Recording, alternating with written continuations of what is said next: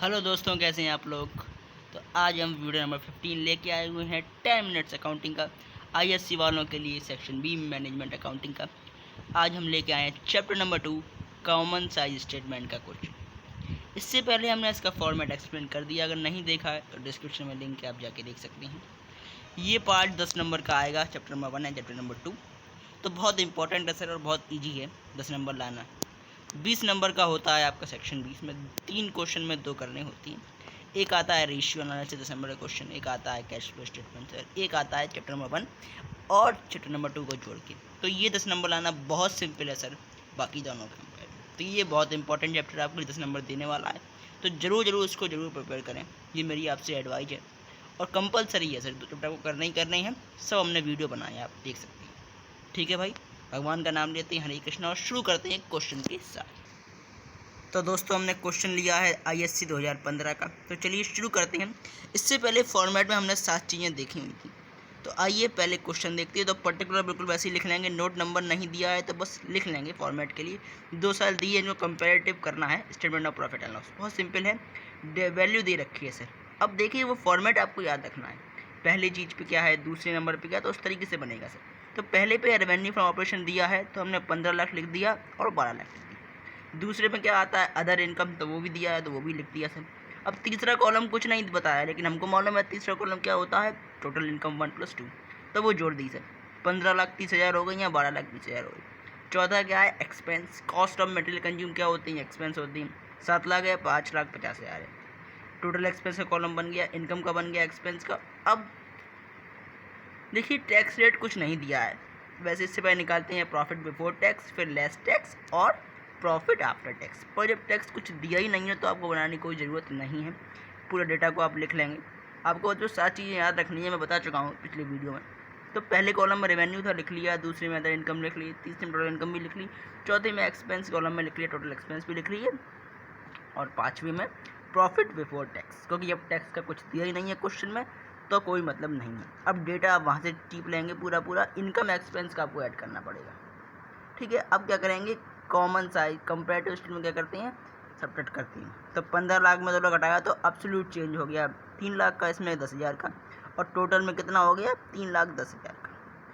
Total में आपको ये नहीं है कि इन दोनों को माइनस कर देना, गलत हो जाएगा सर। उससे भी वही वैल्यू आए, कोई दिक्कत की बात नहीं है, बट आप ऐड भी कर सकते हो, माइनस कर सकते हो। अब वो निकालनी है परसेंटेज चीज़, यहाँ पे माइनस करेंगे तो 1.5 लाख, यहाँ पे भी 1.5 लाख। अब वो चेंज कैसे निकालते हैं, जो वैल्यू में जितना अंतर आया अपॉन में कौन सी वैल्यू आएगी, पिछले साल की, इंटू 100। तो 3 लाख और 12 लाख का डिवाइड करेंगे तो 1/4 आएगा, इंटू 125।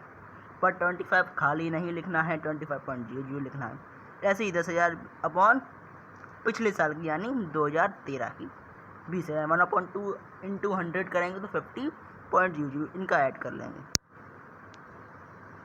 इनका ऐड नहीं करेंगे दोस्तों। टोटल इनकम का निकालेंगे, 3,10,000, 12 और इसको इस तरीके से 1.5 लाख और 5,50,000 करेंगे और वो बिल्कुल वैल्यू सेम आएगी। तो इस तरीके से ये क्वेश्चन होना है। चलिए एक और क्वेश्चन। अब दोस्तों क्वेश्चन करने से पहले आप पूरा वो समझ लीजिए, फॉर्मेट 7 चीज़ें होती हैं तो देख लीजिए, सब कुछ मिल जाएगा। रेवेन्यू फ्रॉम ऑपरेशन कहाँ से आएगा, पहली कॉलम में कॉस्ट ऑफ मटेरियल कंज्यूम क्या है, एक्सपेंस है। Interest from investment, employ benefit expense. ठीक है, इसमें तो टैक्स रेट भी, यानी ये पूरा क्वेश्चन बन गया है, सातों चीज़ें हमने पढ़ी थी। तो सबसे पहले लिखेंगे comparative statement of profit and loss for the year ended March 2016। 15 साल की वैल्यू दे रखी है, ये भी बोर्ड में आ चुका है। तो पहले बनाएंगे, पर्टिकुलर कॉलम बना दिया, नोट नंबर बना दिया, वो कलम लिख लिया। इतना तो क्वेश्चन में गिवन होता है, लेकिन बिल्कुल फॉर्मेट, यानी वो जो 7 अंक दिए हुए हैं कंपनी एक्ट में बताया गया है 2013 के तहत, तो बिल्कुल वैसे ही बनना है। तो पहले कॉलम में आ जाएगा रेवेन्यू फ्रॉम ऑपरेशन, 3 लाख लिख देंगे और 2.5 लाख लिख दिया सर। अब दूसरे में लिखनी होती है अदर इनकम, लेकिन आपको इसमें सीधे सीधे अदर इनकम कुछ नहीं मेंशन करिए, घबराइए मत। इंटरेस्ट फ्रॉम इन्वेस्टमेंट क्या है, हमने कहीं पैसा लगाया होगा गोल्ड में, शेयर मार्केट में या कहीं प्रॉपर्टी में, तो उसका हमें ब्याज मिल गया है, ये हमारी एक तरीके की अदर इनकम है। तो इसको हम अदर इनकम कॉलम में लिख दें। 20-20 हज़ार रुपये है तो दोनों आ गए। तीसरा कॉलम होता है टोटल रेवेन्यू का या टोटल इनकम का, तो 1 + 2 ऐड कर देंगे, 3,20,27,2,70,000। ठीक है, अब चौथा कॉलम होता है एक्सपेंस का। पहला एक्सपेंस है कॉस्ट ऑफ मटेरियल कंज्यूम, वो लिख दिया 1,70,000, 1.5 लाख रुपये।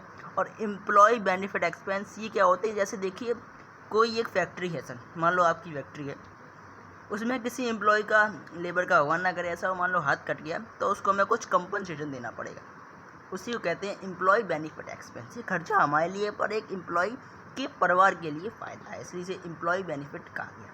तो यानी ये भी एक्सपेंस के कॉलम में आ जाएगा। तो 10,000 रुपये वहाँ भी लिख लिया। टोटल एक्सपेंस आ गए सर, उसको टोटल जोड़ देंगे। पाँचवीं पे है प्रॉफिट बिफोर टैक्स। अब देखो प्रॉफिट बिफोर टैक्स कैसे निकालना है, ये कोई टैक्स की बात ही नहीं हुई तो कोई चिंता की बात नहीं। रेवेन्यू यानी टोटल कलेक्शन में से टोटल खर्चे माइनस कर देंगे। तो 3,20,000 टोटल रेवेन्यू आया, रुपया आया, इतना रुपया चला गया तो 1,40,000, इसमें 1,10,000। अब करेंगे लेस टैक्स। तो लेस टैक्स कितना दे रखा है 50%। किसका 50% निकालना है? 50% निकालना होता है जो प्रॉफिट निकलता है बिफोर टैक्स का। यहाँ बच्चे गड़बड़ कर देते हैं। सबसे पहले समझ में आ गया प्रॉफिट बिफोर टैक्स कैसे निकालेंगे, रेवेन्यू माइनस एक्सपेंसेस। जब छठा कॉलम या लेस करेंगे टैक्स रेट को। टैक्स रेट कैसे लेस कर दोगे? जो रेवेन्यू बचा है यानी जो प्रॉफिट बिफोर टैक्स है उसमें टैक्स हटा देंगे, यानी आधा देना है तो हट गया।